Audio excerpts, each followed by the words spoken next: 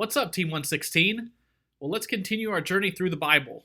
As last week we saw God's people continue to turn away from God to other gods and temptations, leaving him to punish them for their rebellion until they cried out to be saved, and he sent them judges or leaders to rescue and lead them back to him. Now, this week's story is a bit of a tangent, as it happens during this same time of the judges that we talked about last week, but it still shows God working his plan, and that his plan is not limited to the Jews of Israel. So check out this short clip, follow the instructions on the screen, and I'll see you in a bit.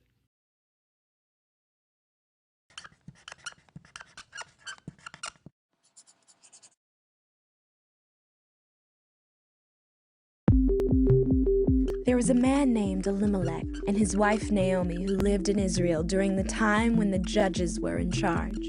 There was a great shortage of food in Israel that caused them to move to a foreign country called Moab. Elimelech and Naomi raised 2 sons, and when their sons grew up, they each married women from Moab. Sadly, Naomi's husband and 2 sons died, and Naomi was left alone with her 2 daughter-in-laws. She told them that she was going to move back to Israel and that they should return to their own families. But one of the women, Ruth, refused to leave Naomi.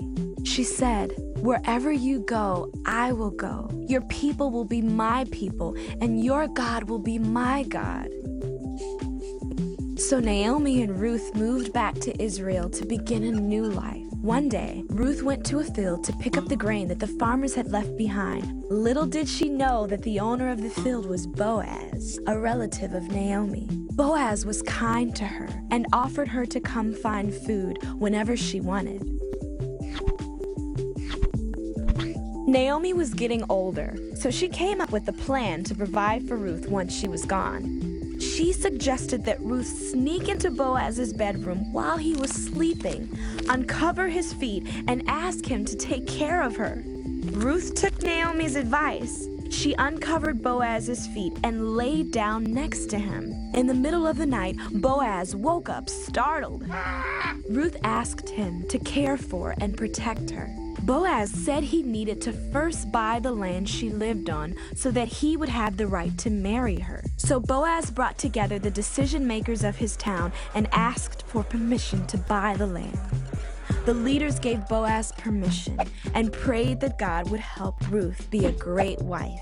They were married and had a son named Obed, who would soon become the grandfather of one of the greatest leaders Israel had ever known.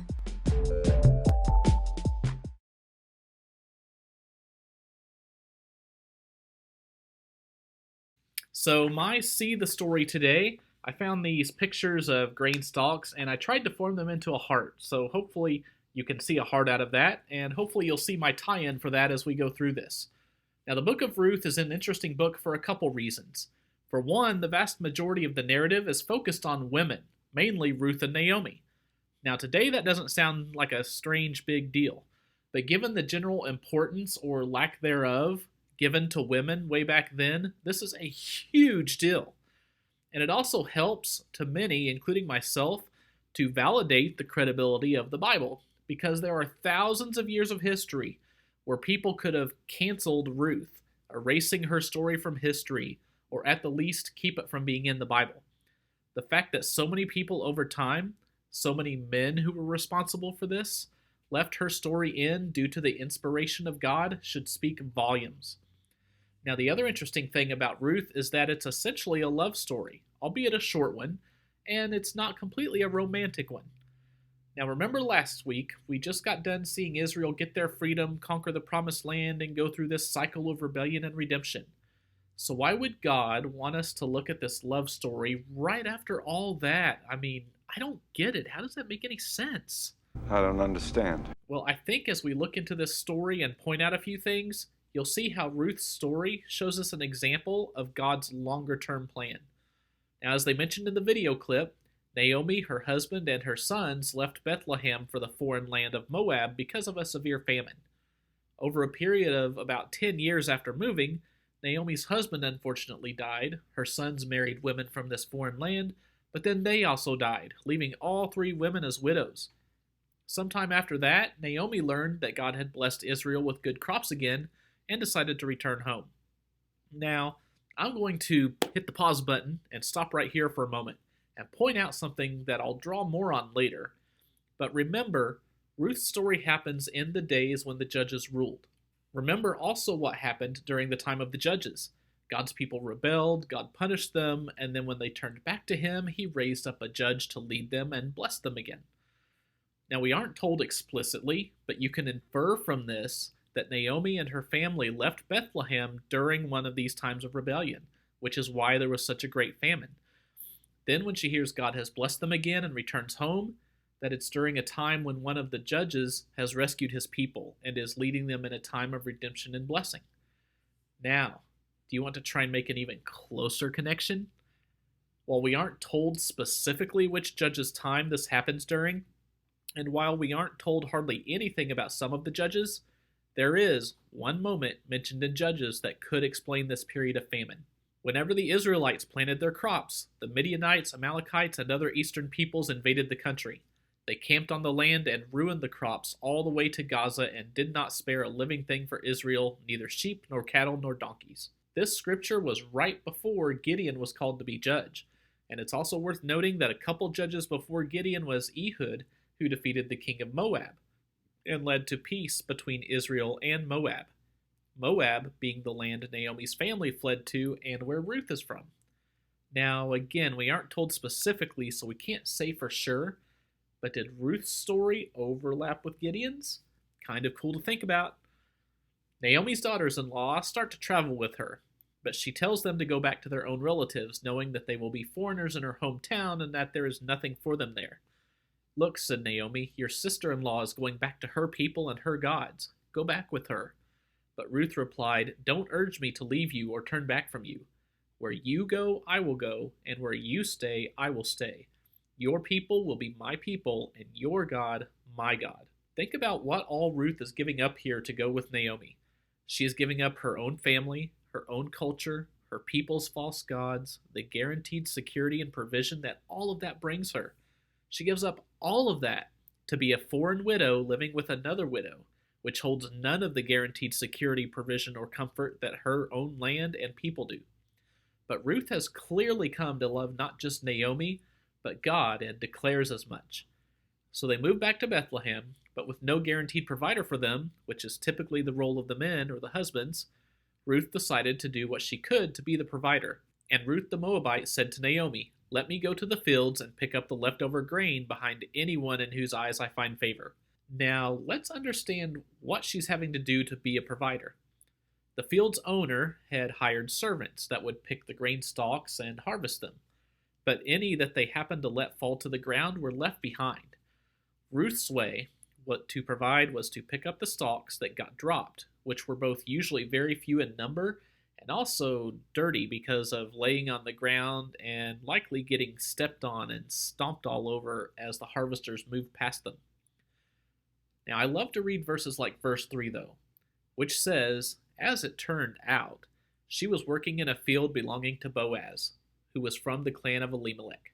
I love to read verses like that because when God's working out his plan, something like this is never an as it turned out moment. Coincidence? I think not!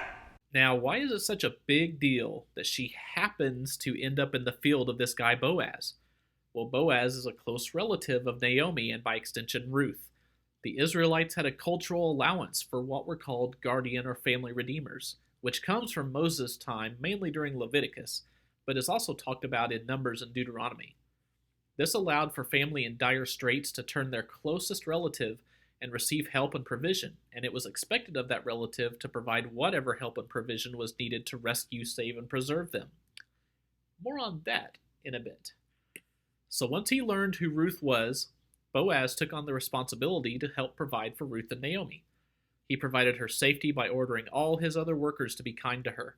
He provided their needs by ordering his workers to also make sure they accidentally drop extra stalks of grain for her to pick up. When Ruth explained what happened to Naomi, she told Ruth, "The Lord bless him," Naomi said to her daughter-in-law.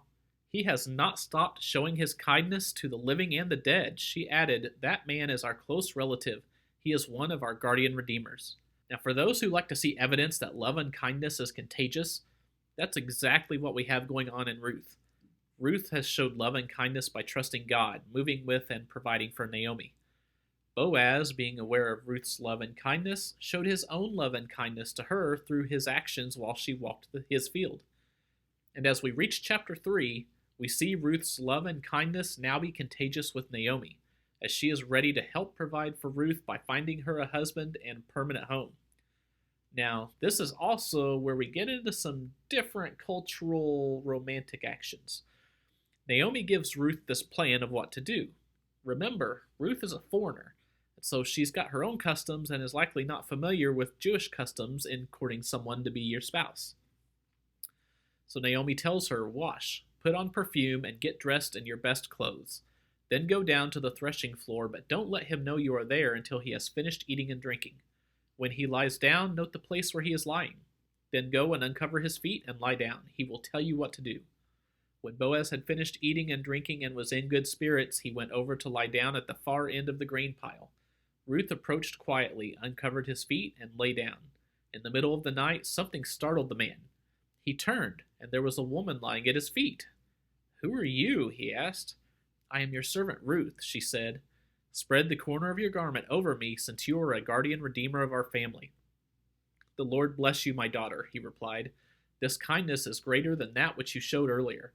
You have not run after the younger men, whether rich or poor. And now, my daughter, don't be afraid. I will do for you all you ask. All the people of my town know that you are a woman of noble character." Now, I'm guessing there aren't any of you girls out there who are getting flirting advice like this from your moms, to go lay down at a sleeping guy's feet, uncover them, and watch them? That is so creepy! I know! The only hiccup in this plan was that Boaz was not the person in line to be the true guardian redeemer. There was someone else who had that role. Boaz knew that and told Ruth, also telling her that he would speak with that person the next day to allow him the opportunity to be the true guardian redeemer if he wanted to be, but also that if he didn't, Boaz would accept Ruth's offer and fill that role. So he met with that other family member as promised, in front of several witnesses, so it was a legally legit agreement. The other guy didn't want to accept Ruth as his wife, so he transferred all the rights as guardian redeemer to Boaz, through another interesting cultural ritual, which you should look up. This transfer allowed Boaz to buy all of Naomi's family's land and have Ruth as his wife, being able to fully and appropriately provide for their family. Boaz and Ruth then started their own family, supposedly living happily ever after. But still we're left with the questions of how does this story show God's plan, and why would God put it right here after all the chaos from Judges? Well, one thing Ruth's story shows is that even amidst the chaos of the people rebelling from him and the horrible things that resulted from those times, God was already working on the next part of his plan and the permanent effect of his plan. Remember how I said Boaz and Ruth started their own family?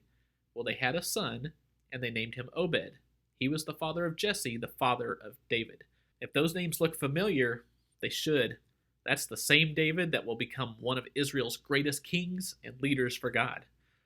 And especially if this did happen during Gideon's time as judge, that shows just how far ahead God was already working out future redemption for his people. But he was even working out a longer future permanent redemption, because David, the great-grandson of Ruth, is also a direct ancestor of Jesus himself, as you can read here. Now, remember when I said there'd be a bit more on this guardian redeemer allowance? Well, that's because this is also a foreshadowing of God's longer-term plan for his people, for us. Both the one who makes people holy and those who are made holy are of the same family, so Jesus is not ashamed to call them brothers and sisters. Even though we are God's children, we are in dire straits in this world because of our sin. We need that guardian redeemer to help rescue and provide for us as family. And who's our closest relative to God? Jesus. So are you starting to see how all of these individual stories and parts of history are tying into God's overall plan and action? Well, now's your time to join the story for this week by thinking and sharing about when is a time you felt like an outsider like Ruth, and how did you rely on God in that time? When difficult times, even tragic times, happen in your life, what causes you to keep your hope in God? What does Ruth's story show us about God's love and how he was already planning your redemption? And how does knowing that help you trust that He has a plan for your life that He's already working out? So this week, let's thank Jesus for being our guardian redeemer to God, and thank God for putting this plan in action all those thousands of years ago. And I'll catch you on the next part of our journey.